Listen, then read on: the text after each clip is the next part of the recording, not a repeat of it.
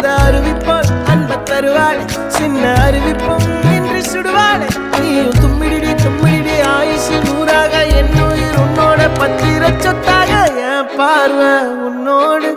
உன் பொம்மை கண்ணோடு பேசாமல் விண்ணோடு நாம் மிதந்து போவோம் காதாரா அடியா